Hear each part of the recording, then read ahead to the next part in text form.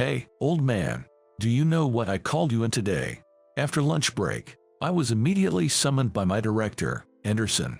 I headed straight to the CEO's office, which had recently changed hands. I'm sorry, did I make a mistake? In this company, there's no job suitable for old-timers like you, so you don't have to come in from tomorrow. It took me a moment to comprehend, but I had just been fired. I have been with this company since my 20s, making it 35 years. Suddenly, I was out of work. Anderson often pointed out my lack of urgency and slowness in my work. I always tried to work meticulously, keeping the company's relationships in mind. Was that my downfall?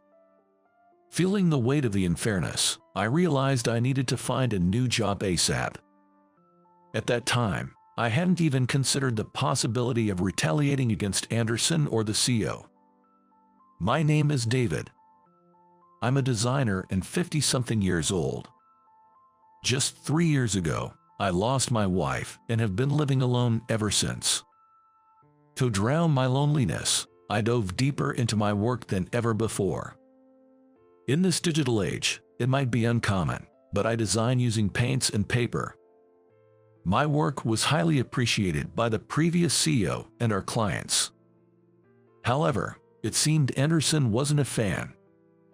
He would often badmouth me when the CEO wasn't around. When the previous CEO passed away unexpectedly, a new, younger CEO took over. He was keen on introducing new technologies and phased out the old ones. Anderson, being close to the CEO, seemed to be completely on board with these modern ideas. I felt he was desperate to catch up with the modern way of thinking. From now on, we will switch all operations to computer-based systems. Since the day that was announced, using paint for designs was prohibited, and instead, we were to use computer software. I've been in this industry for nearly 30 years, but I've hardly ever designed using software. My knowledge was equivalent to that of a student fresh out of school. I regretted not having studied this earlier. Admitting my mistake, I started studying design software every day from then on. There were people in their 20s, fresh out of college, at the company, and I managed to learn a lot from them, eventually acquiring enough skill to do my job. The move to this policy was due to the young, 30-something second-generation CEO wanting to take on what's currently trending. I was the only one in this department who was a beginner at using design software, so the looks from Anderson stung a bit. At first, I was making design corrections for my subordinates as a form of study, but gradually I started to receive my own work. Having been in the industry for so long, I felt confident that once I had the knowledge, I could create designs that would not be inferior to the younger generation. However, it seemed like Anderson didn't think too highly of my work. "You're a bit too slow. People younger than you are faster, so get it together." "Oh, I'm sorry, I'm still not quite up to speed." "Make sure you do. We can't give you much work because the quality isn't there yet." "I'm sorry." Conversations like this happened at least once a day. A subordinate who had seen this told me not to worry and to ask them anything, which was a relief. But being rushed every day made me panic and rapidly lose confidence. Maybe this job isn't for someone my age, as retirement is nearing. I thought about taking early retirement. I was living with those thoughts. One day, we received a request from a long-standing client company. They wanted a design made with paint. However, our company mandated the use of computer software. I wanted to take on the request to meet the client's needs. I decided to discuss it once with Anderson.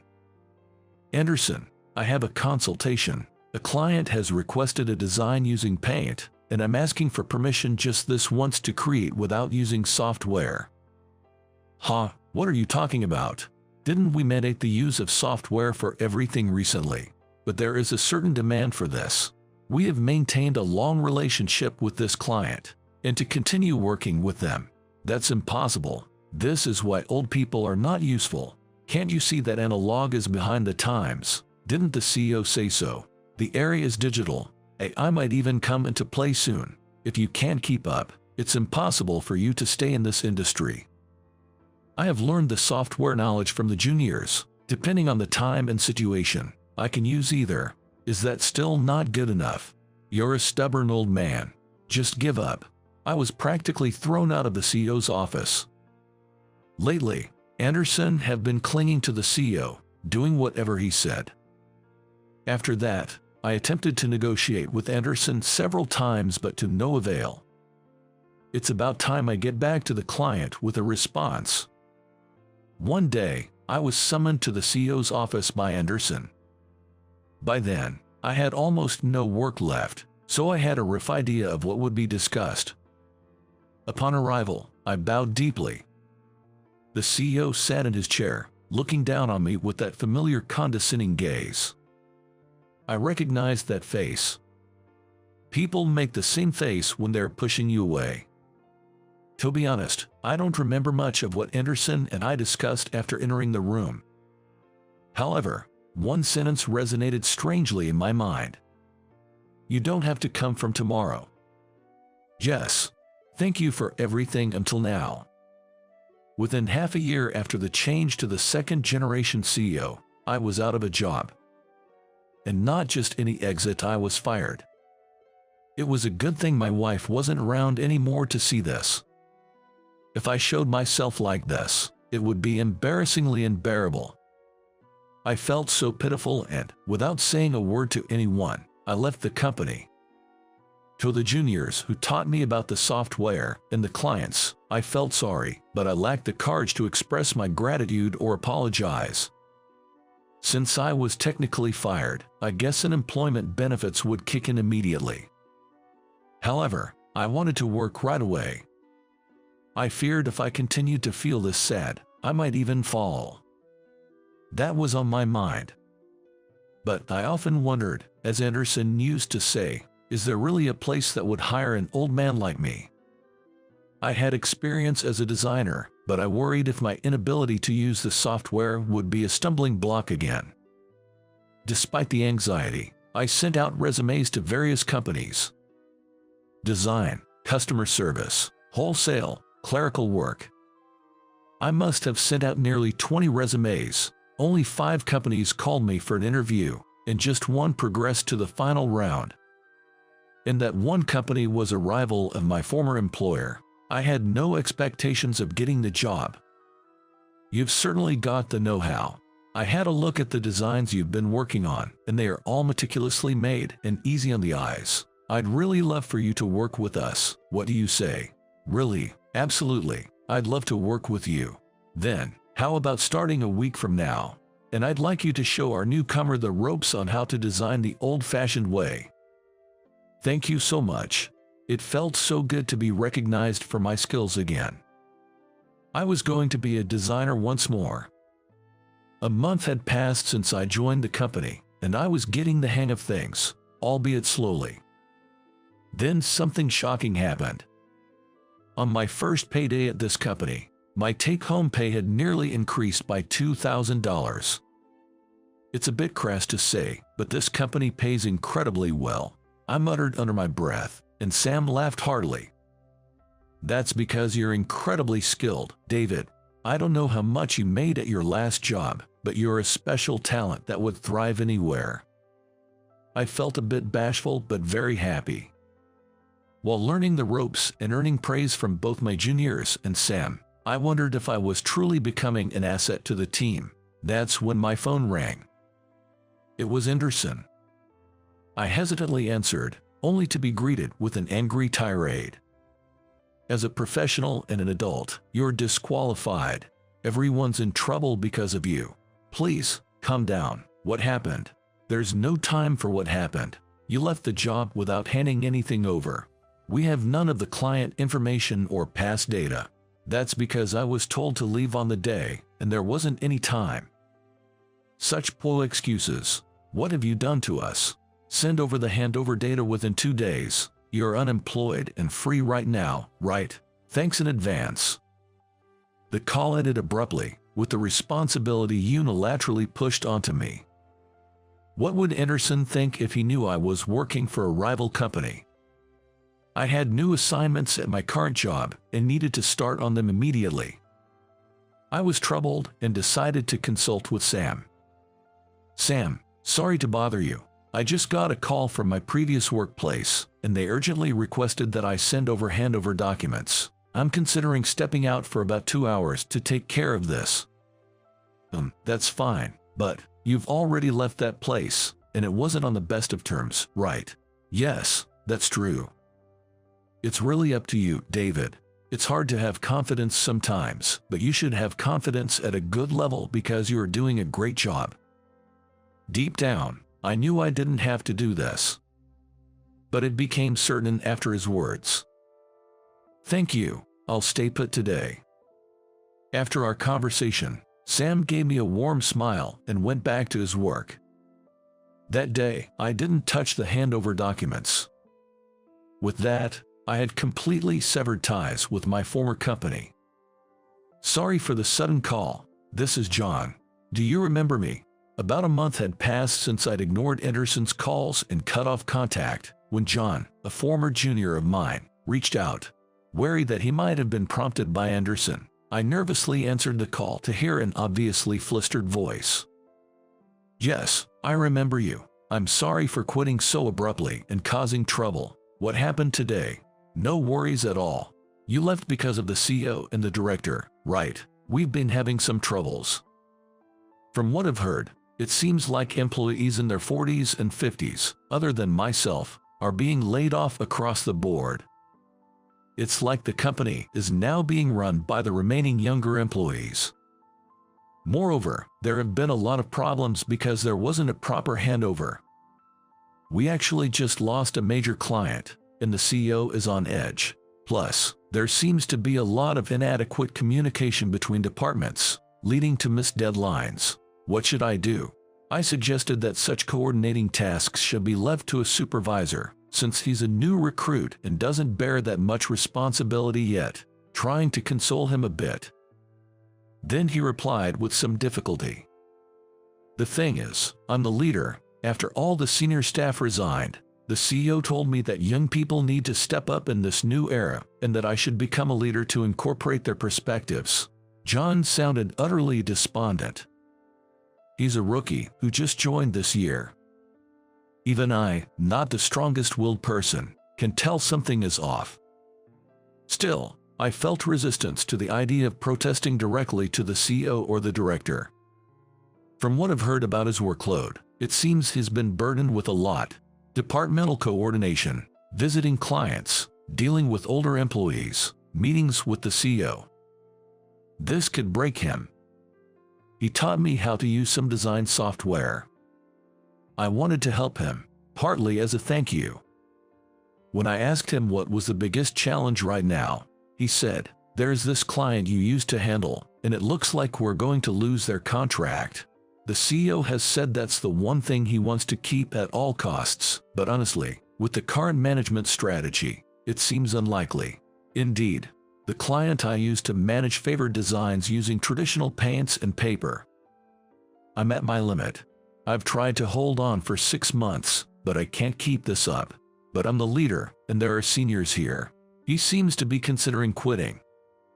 Something has to be done before his spirit breaks." I had an idea that I decided to share with John. At first, he was surprised, but it seemed like he gradually took in what I was saying. "Thank you for listening. Thanks to you, David, I've made up my mind. I owe a lot to you, John. Come talk to me anytime if you need to. I'll be waiting." With that, I hung up the phone. I hope I can be of some help to John. Today was the day I had taken the morning off. I woke up to a surprise. I had over 10 missed calls from private numbers. It could even be over 30. I called back with some trepidation, and my bad feeling was confirmed. "You're late. What did you tell John? Because of you, everything is ruined." It was rare to hear Anderson so flustered on the phone. What on earth happened? I did, in fact, share some information with John. That's true. John took unscheduled leave today. He's not answering emails or calls, and when we checked his desk, there was a note in the corner saying going to David's place. His actions were so swift, I was taken aback. I had simply offered to introduce him to my current workplace if he wanted. Of course, I told him that I couldn't guarantee he would get an interview. How are you going to make this right? We have deadlines for various projects coming up. This is all your fault. I'll sue you. The word sue made me flinch, and just as I was about to respond, I heard an employee call out for Anderson. There were also sounds of phones ringing, footsteps. It seems like things might be quite chaotic. As I was casually pondering this, the phone abruptly hung up. I've always had trouble digesting Anderson's words. They have a certain edge to them. But I'm different from how I used to be. Half a year into my new company, I've gained a lot of confidence. If someone asked what the heck the old man was rambling about, I'd be at a loss for words, but it seems like I've managed to grow not just technically, but emotionally as well. I don't think this is my fault, but the word sue still lingers in my mind. I decided to consult with Sam about it. In the afternoon, I went to work as usual. And there, talking happily with Sam, was a young man with a familiar face. "Ah, David, thank you for everything. I really owe you one for all you did for me at the previous company, and thank you so much for the other day. It's great to see you're doing well. I heard from Anderson. Did you quit abruptly? Has that gotten out? I'm embarrassed. I guess I've failed as a professional." "Not at all, John. It's your life. If you've hit your limit, it's okay to run away. But what were you planning to do if you didn't pass this interview?" "Well, I would have winged it." Such a typically youthful response. I really like that way of thinking. Come to think of it, he's here for an interview, isn't he? I wonder if he passed. Feeling a bit anxious, I glanced at Sam. After a moment of silence, Sam grinned and formed a big circle with his hands above his head. I felt relieved and the tension left my shoulders. Later, John asked me why I knew he had quit, so I told him honestly about what happened that morning. "John quit because of me. They said they would sue. I wonder, will I be sued?" Sam looked dumbfounded for a moment, but soon returned to his usual smile and assured me that based on what I and John had been through, there was no chance for the other side to win, so I should rest easy. "From what you've told me, it sounds like what they are doing is wrongful termination. Maybe we have the stronger case. Be confident. By the way, was the CEO always that kind of person?" Sam reminisced about the times our companies collaborated and when we once went out for drinks. The CEO he spoke of seemed gentle and calm, which brought back nostalgic feelings. That might be the father, the first-generation CEO. It changed to the second generation after he passed away. Really, I thought something was off since they seemed like completely different people. I see now. I have a feeling that company won't last another few months. Actually, 3 of my colleagues who joined as fresh graduates also resigned today, and my current boss said he's resigning too. It's unforgivable for them to let the company that their father worked so hard to maintain go bankrupt. All right, next time they contact you, let me handle it. I'll give them a piece of my mind. Right after he said that, Sam's cell phone rang and he swiftly left the room. Honestly, I had a hunch that the company was on the brink of bankruptcy. Just young employees with limited work experience are starting new ventures and building relationships with various companies. That's no easy feat.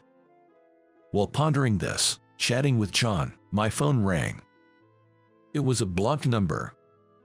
I immediately answered the call, and I could hear Anderson's voice, almost like a scream, at a high volume. John seemed very surprised by it too. "Hey, sort this mess out. I've been dealing with one thing after another since morning, and we're short-staffed. I've resigned as well. There's nothing I can do. Aren't you unemployed? You can at least show up and lend a hand. When else are you going to look cool, old man?" We must have repeated such an exchange for about 5 minutes. I was considering hanging up when I heard a rather loud voice from the side. I've been listening quietly up till now. What kind of way is that to ask for help? That's no way to talk to people. Who's the real adult here? After a moment of silence, John let out all he had been holding back, yelling into the phone. Then Anderson started speaking in a shaky voice. "John, is that you, John? Please, I'm not angry. Come back. The CEO is waiting. We need you." He muttered to himself, but John clearly said, "No."